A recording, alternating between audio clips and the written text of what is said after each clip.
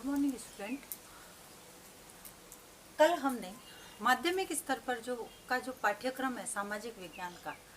उस पाठ्यक्रम के अंतर्गत हमने उसकी समीक्षा की थी कि पाठ्यक्रम माध्यमिक स्तर का जो ये पाठ्यक्रम है, समीक्षा करने के आधार पर यह पाया गया कि इसमें बहुत सारी कमियां हैं, जिसमें कुछ ऐसे सुधार किए जाने आवश्यक है जिससे कि इस पाठ्यक्रम को और अधिक बेहतर तरीके से बनाया जाए।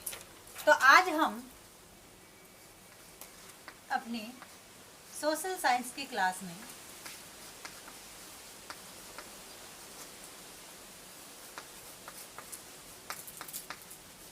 पाठ्यक्रम से संबंधित जो सुझाव है, उन सुझावों के बारे में चर्चा करेंगे।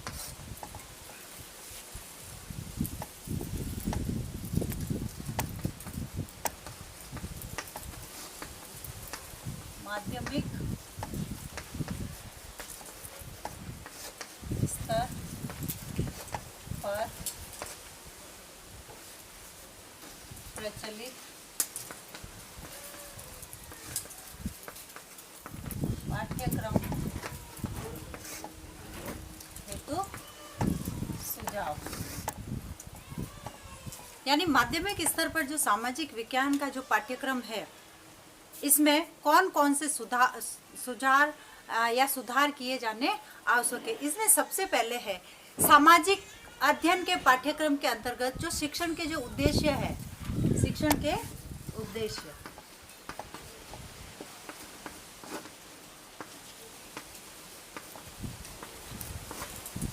शिक्षण को जो उद्देश्य है, वह शिक्षण के उद्देश्य व पाठ्यक्रम निर्माण समिति द्वारा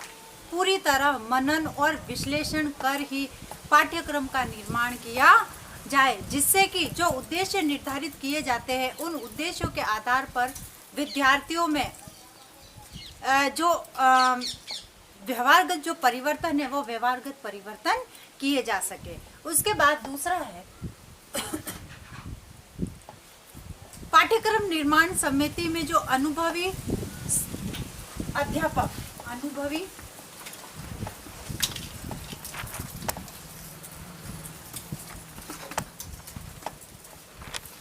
शिक्षा विशारद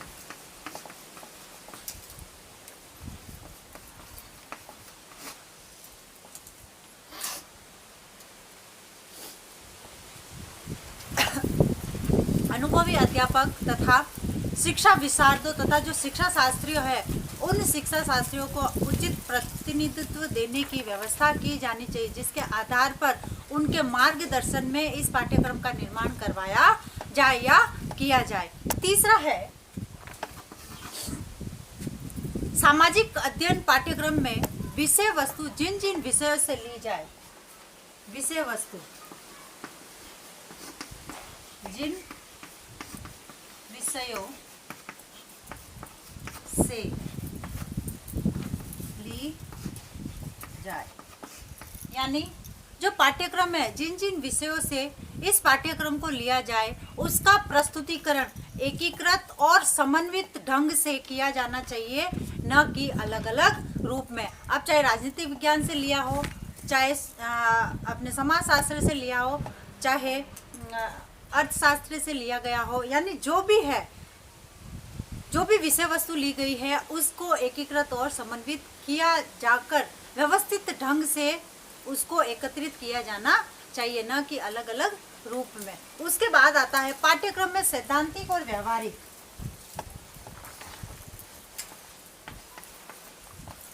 सैद्धांतिक और व्यवहारिक, यानी ये जो पाठ्यक्रम है, ये सैद्धांतिक व्यवहारिक न होकर सैद्धांतिक आधार पर बनाया गया है, किंतु पाठ्यक्रम में सैद्धांतिक और व्यवहारिक दोनों का ही उचित समन्वय एवं तालमेल होना चाहिए, जिससे कि विद्यार्थी पुस्तकीय ज्ञान के साथ साथ उनका जो व्यवहारिक ज्ञान है, उस व्यवहारिक ज्ञान को भी प्राप्त कर सके। यानी उनके लिए पुस्तकीय ज्ञान तो आवश्यक है, साथ ही साथ व्यवहारिक ज्ञान भी आवश्यक है। उसके बाद है वातावरण, यानी पाठ्यक्रम जो है वातावरण केंद्रितता, क्रियाशीलता और रुचि, जीवन के प्रति संबंधता और समवाय, लचीलापन आदि सिद्धांतों पर आधारित होना चाहिए। यानी लचीलापन इसलिए बोला है कि जब शिक्षक को यह लगे, सामाजिक विज्ञान के शिक्षक को, कि विद्यार्थियों के अनुसार इसमें कुछ परिवर्तन किया जाना चाहिए, तो वह विद्यार्थियों के अनुसार उनके आधार पर उस पाठ्यक्रम में हल्का सा बदलाव कर सके। और इसमें विद्यार्थियों की जो क्रियाशीलता है और उनकी जो वातावरण केंद्रितता है, इनको आधार मानकर ही विषय में संबंध होना चाहिए। उसके बाद है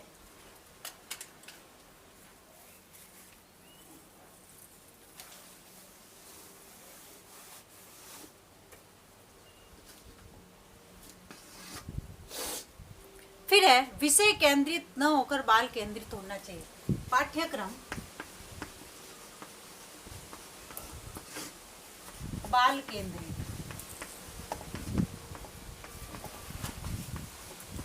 होना,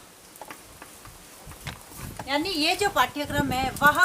केवल विषय केंद्रित, विषय के आधार पर न होते हुए बालक को केंद्र बिंदु मानकर या बालक को केंद्र में रखकर ही इस पाठ्यक्रम का निर्माण किया जाना चाहिए, जिससे कि हम विद्यार्थियों को जो ज्ञान ग्रहण करवाना चाहते हैं या अपने सामाजिक विज्ञान का जो ज्ञान देना चाहते हैं वह उसके आधार पर उस ज्ञान को प्राप्त कर सके तथा उस ज्ञान को अपने दैनिक जीवन में भी उसको जो समस्याएं आती है उन समस्याओं को सुलझाने में उस ज्ञान का उपयोग कर सके। फिर है इसमें ऐसे अनुभवों का समावेश होना चाहिए जो बालकों को न केवल सांस्कृतिक विरासत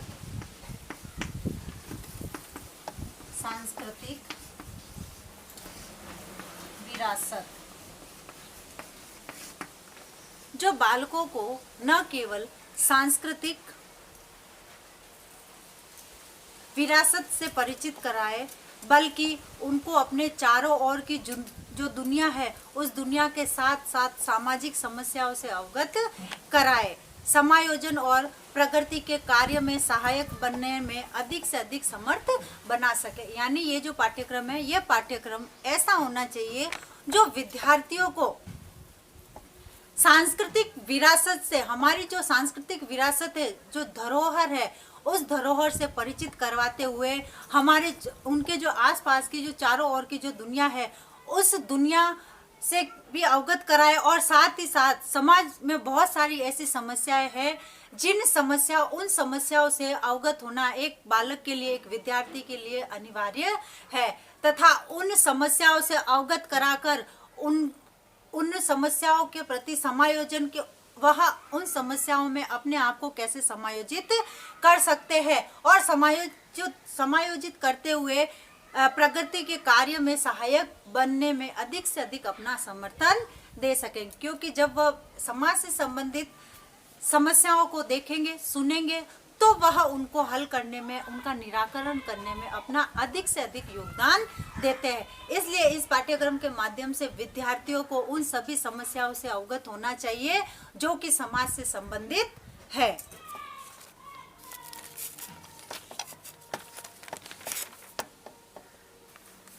इसके बाद है इसमें शिक्षण विद्या, शिक्षण सामग्री, शिक्षण विद्या,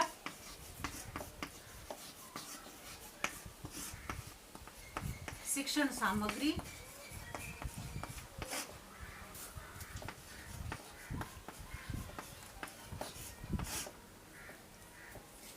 तथा मूल्यांकन संबंधी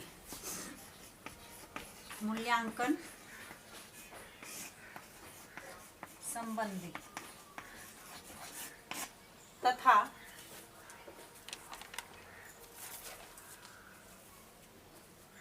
मूल्यांकन संबंधी जो आवश्यक बातें हैं उन आवश्यक बातों का इसमें उल्लेख होना चाहिए, जिससे कि विद्यार्थी उन शिक्षण विधियों से, जो शिक्षण सामग्री है उस शिक्षण सामग्री से अवगत हो सके और मूल्यांकन से संबंधित जो जो आवश्यक बातें हैं उन आवश्यक बातों को जान सके।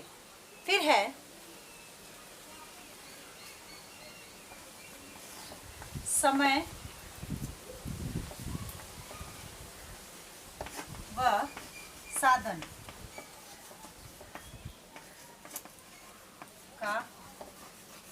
ध्यान,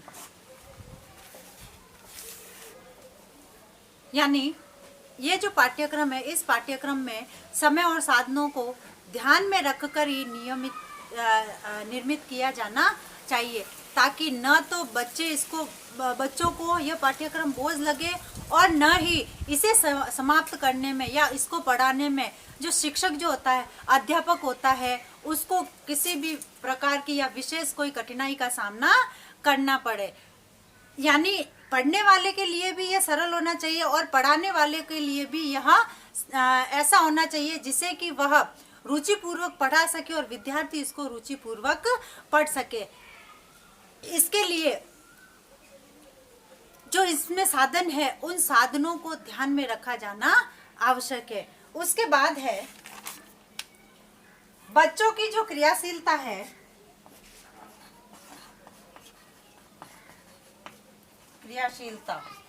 तथा रुचि संबंधी जो सिद्धांत है, उन सिद्धांतों को ध्यान में रखकर इस पाठ्यक्रम का निर्माण किया जाना चाहिए, क्योंकि विद्यार्थी जो होते हैं वह क्रियाशील प्रवृत्ति के होते हैं और विभिन्न प्रकार की क्रियाएं करते हैं, तथा उनकी क्रियाओं को, उनकी रुचि को, उनकी योग्यता को, उनके स्तर को ध्यान में रखते हुए इस पाठ्यक्रम का निर्माण किया जाना चाहिए। तो इस प्रकार से यदि यह पाठ्यक्रम विद्यार्थियों के आधार पर बाल केंद्रित पाठ्यक्रम बनाया जाएगा तो विद्यार्थियों को पढ़ने में रुचि उत्पन्न होगी, तथा हम जो इसके माध्यम से, यानी सामाजिक विज्ञान का ये जो पाठ्यक्रम है, इस पाठ्यक्रम के माध्यम से हम विद्यार्थियों में जो अपेक्षित व्यवहारगत परिवर्तन लाना चाहते हैं, या हम ये चाहते हैं कि विद्यार्थियों में इसको पढ़ने के बाद उनमें कुछ ऐसे परिवर्तन हो जो उनके लिए, उनके परिवार के लिए और समाज के लिए लाभकारी हो। तो इस प्रकार से इस पाठ्यक्रम का निर्माण किया जाना चाहिए। अब है आज का आपका गृह कार्य।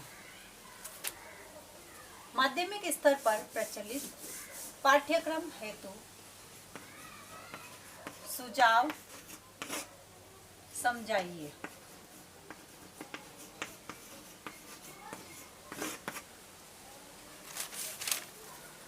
धन्यवाद।